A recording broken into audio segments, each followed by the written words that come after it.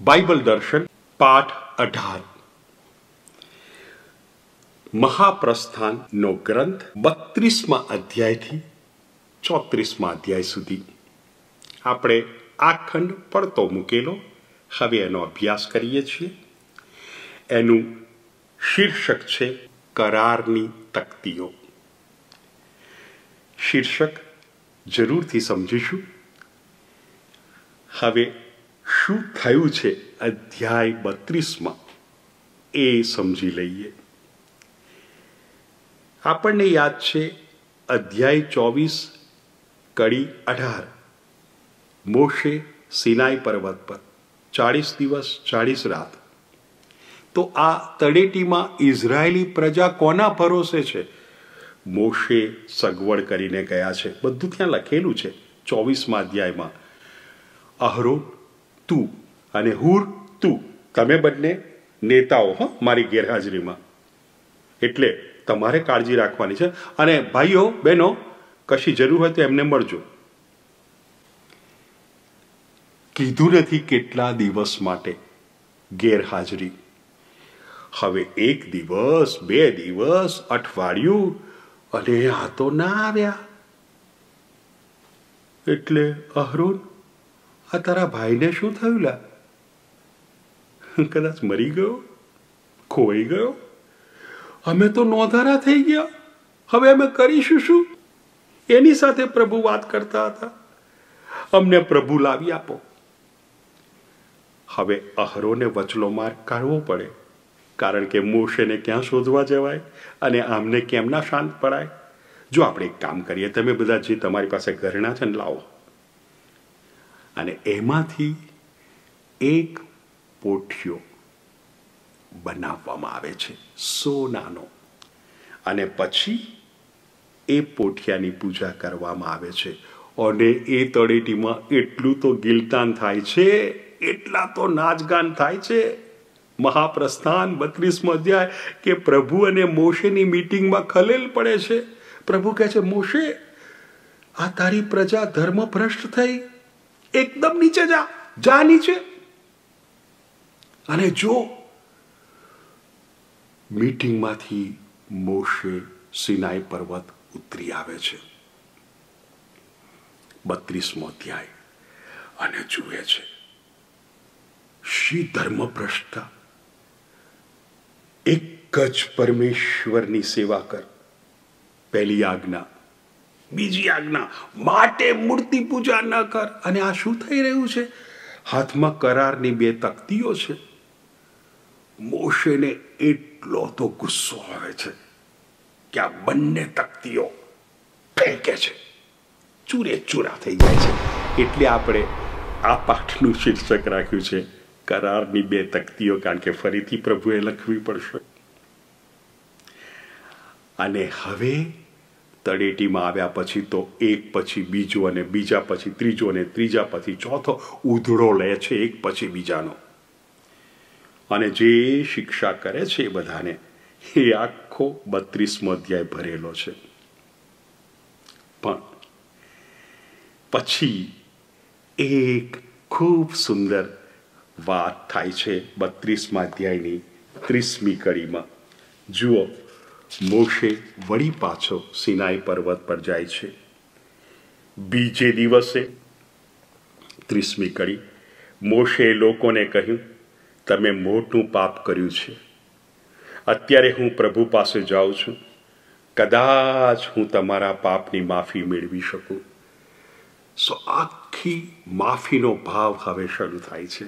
કરારબદ્ધ પ્રજા, અને જો કરારનો ભંગ થાય તો માફીની જોગવાઈ છે.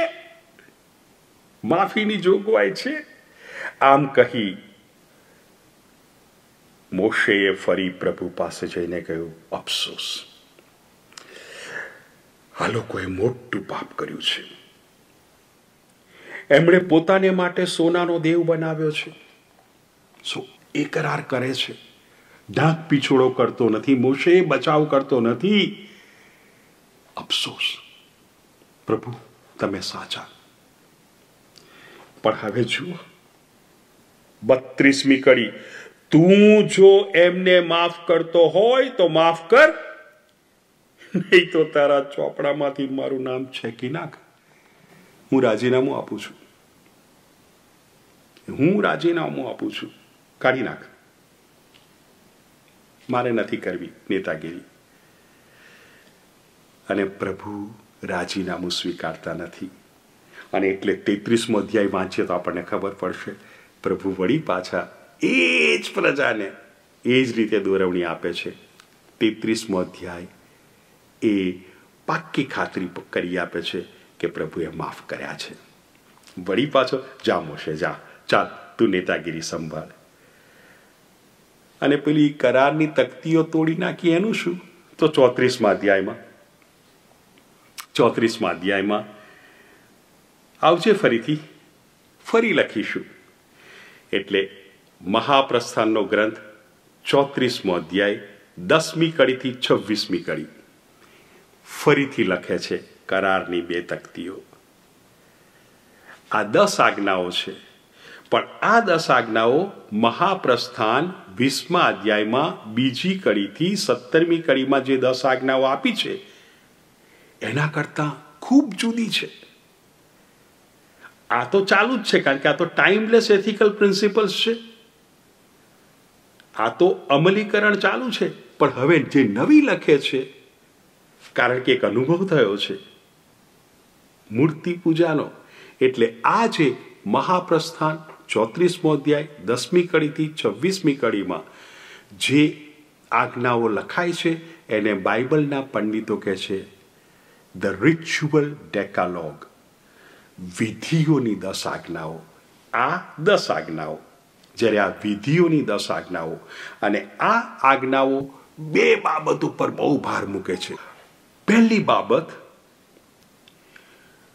પ્રભુની પૂજામાં કોઈ ભેળસેળ નહીં. ભેળસેળ ક્યારે થાય? જો પત્ની બિન ઇઝરાયેલી હોય તો એ કદાચ ભેળસેળ કરાવવા પ્રયત્ન કરે, એટલે હવે આવે છે બિન ઇઝરાયેલી સાથે લગ્ન વ્યવહાર નહીં. અને બીજો ભાર, ધાર્મિક વિધિઓ, તહેવારોમાં ધાર્મિક વિધિઓ, ઉજવો તહેવારો કે જેથી ભક્તિ વિધિઓ એનું મહત્વ વધે. અને એટલે આપણને હવે કરારની 2 નવી તકતીઓ મળે છે. અને આ સાથે મહાપ્રસ્થાનનો ગ્રંથ પૂરો થાય છે. પણ એક પ્રશ્ન, આ કેથલિકો મૂર્તિ પૂજા કરે છે?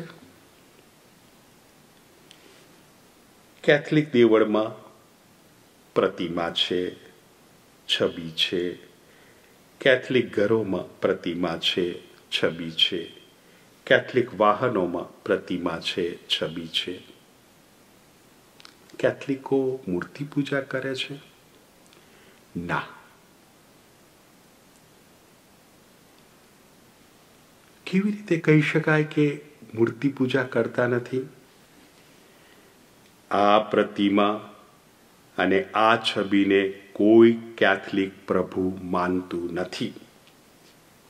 પ્રભુ તો માત્ર પિતા અને પુત્ર અને પવિત્ર આત્મા, માત્ર પવિત્ર ત્રૈક્ય પ્રભુ. આ બધું બાકીનું એ વસ્તુઓ છે. આ પ્રતિમા વસ્તુ છે, આ છબી વસ્તુ છે. એક. બીજું, આ વસ્તુ, આ પ્રતિમા, આ છબીમાં પ્રાણ પ્રતિષ્ઠા કરવામાં આવતી નથી. એ વસ્તુ જ રહે છે. તો પછી અમે જોયું છે કે આશીર્વાદ આપે છે, આશીર્વાદ માટે લાવે છે. હું જ્યારે અભ્યાસ કરતો હતો ત્યારે મેં તો મારા કમ્પ્યુટરનો પણ આશીર્વાદ કરાવેલો. કેમ? કારણ કે મેં જોયેલું, મારી આગળ એક અભ્યાસ કરતા હતા, એમનો થીસીસ લગભગ તૈયાર થયો હતો 8 વર્ષ પછી, અને કમ્પ્યુટર ક્રેશ થયું. એ ફરીથી રિટ્રીવ ના કરી શક્યા તે ના કરી શક્યા. હવે જો થીસીસ ના હોય તો એ ડિફેન્ડ શાને કરે? ડિફેન્ડ ના કરે તમને ડિગ્રી કેમ નહીં મળે? એટલું રડતા હતા. અને ત્યારે મને વિચાર આવ્યો, એટલે તરત જ એક પુરોહિતને બોલાવ્યા, આશીર્વાદ આપો મારા કમ્પ્યુટરને કે ક્રેશ ના થાય. રેફ્રિજરેટરનો આશીર્વાદ કરીએ છીએ, વાહનનો કે કોઈ મુશ્કેલીમાં ના આવી પડીએ. આશીર્વાદ માગે છે બાળક પરીક્ષા લખવા પહેલા કે જેથી હું બીમાર ન પડી જાઉં, મારું માથું ના દુખી જાય. હા, એટલે આ પ્રતિમા, આ છબીનો આશીર્વાદ કરીએ છીએ. કદાચ હવે દેવળમાં રંગરોગાન કરવું છે, ઘરમાં સમારકામ કરવું છે, અને ત્યાંથી પ્રતિમા ઉઠાવીને ખૂણામાં મૂકી દીધી અને ભૂલાઈ ગઈ. કોઈ વાંધો નહીં, એ પ્રતિમા ખૂણામાં. આપણે એનું વિસર્જન કરતા નથી. કેમ? કારણ કે પ્રભુ છે જ નહીં, એ વસ્તુ છે. તો પછી વસ્તુ છે તો શા માટે તમે ત્યાં રાખો છો? આ મન ચંચળ છે. ધ્યાન ધરવા બેસીએ, આંખો બંધ કરીએ એટલે મન વિચારોના ચક્રાવે ચડે છે. અને એ વિચાર એક પછી બીજો, બીજા પછી ત્રીજો, સમય જતો રહે છે. આપણને લાગે પ્રાર્થનામાં છીએ, પણ આપણે તો વિચારોમાં છીએ. એના કરતાં કંઈક ધ્યાન કેન્દ્રિત કરવા માટે ક્યાં કંઈક હોય. અને મેં જોયા છે ભક્તોને સંગીત સાંભળે છે ધ્યાન કેન્દ્રિત કરવા. આ સંગીત કદાચ એક સાધન છે ધ્યાન કેન્દ્રિત કરવા માટે.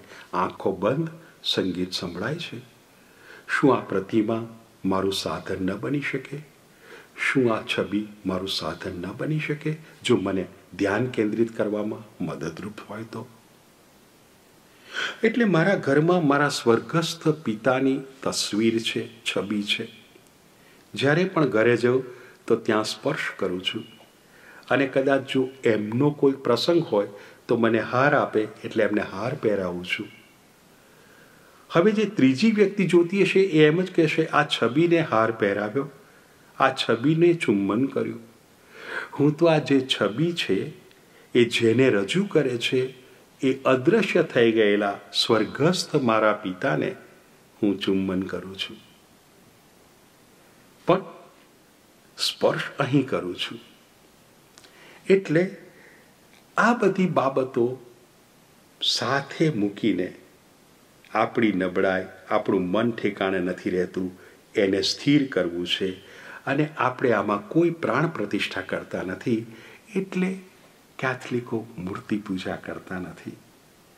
મૂર્તિ પૂજા નથી એ ઇઝરાયેલીઓ પાસેથી આપણને મળ્યું છે અને આપણે બધા જ એનો અમલ કરીએ છીએ.